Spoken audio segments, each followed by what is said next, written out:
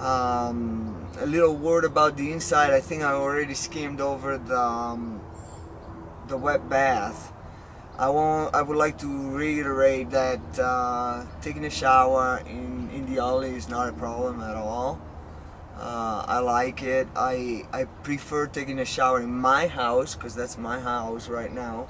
I prefer to take a shower in my house than in a public bathroom here, anywhere, having to deal with other people and having to go there with the clothes and having to do all that. I'd rather take a shower in my house. Even if it's small, it's very functional, and it really doesn't take much at all.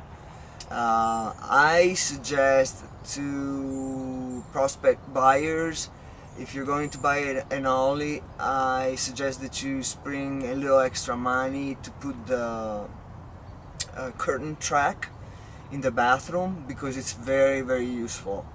If you don't have it, you're gonna get the whole wet bath, the whole area wet, a toilet, everything behind it. If you have the curtain, you can separate that area, the toilet area, from the shower area, and you just have that shower area that gets wet, and I find it very useful.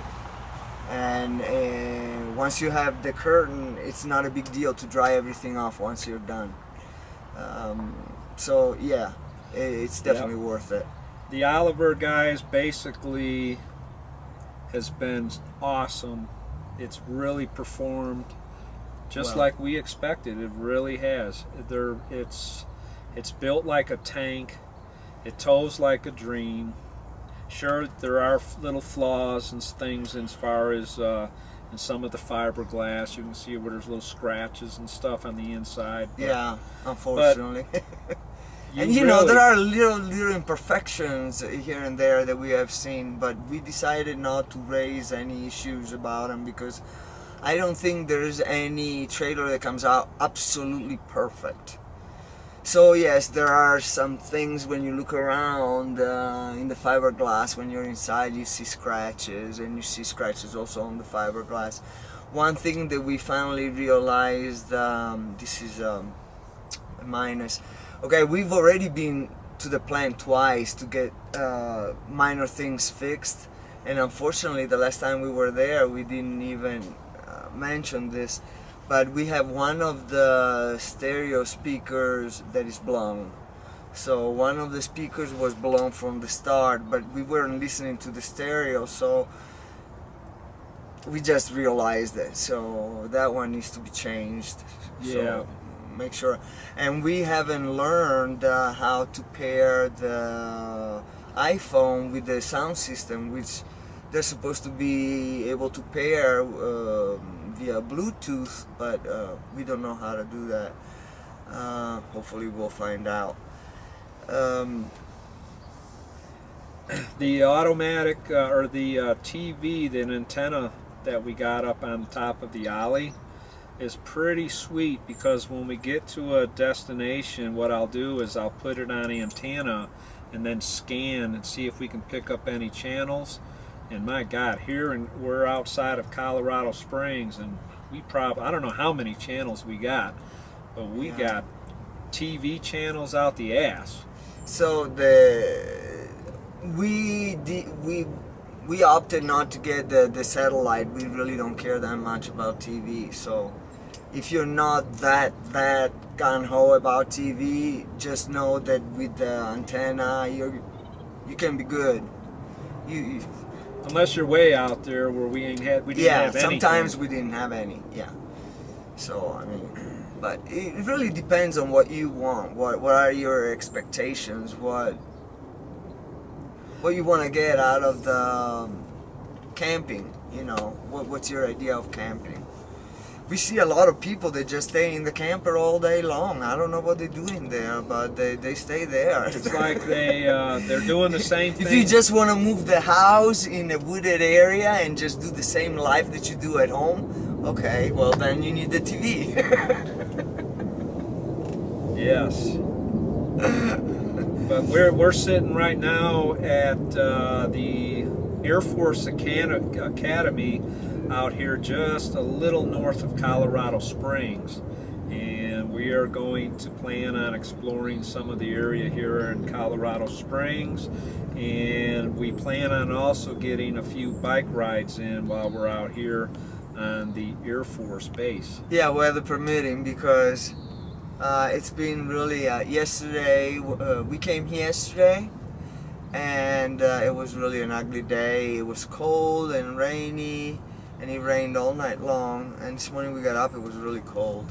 Yes. But at least it's not raining right now, although it's supposed to rain again later on.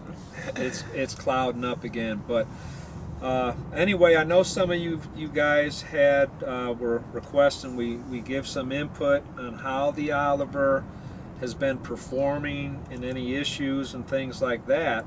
And like I said, guys, we are very impressed with the quality of the Oliver travel trailer, and I just hope it continues like this and that we continue to enjoy it. We really love being out here doing this, and it's awesome to be able to be in a different location every 3, 4, 5 days. And yes, so it is. And I can see what some people say. I didn't understand when I was watching YouTube and I would see somebody say, okay, we gotta go now, we gotta move on. And I was thinking, if you like it, why do you have to move on? But I get it now.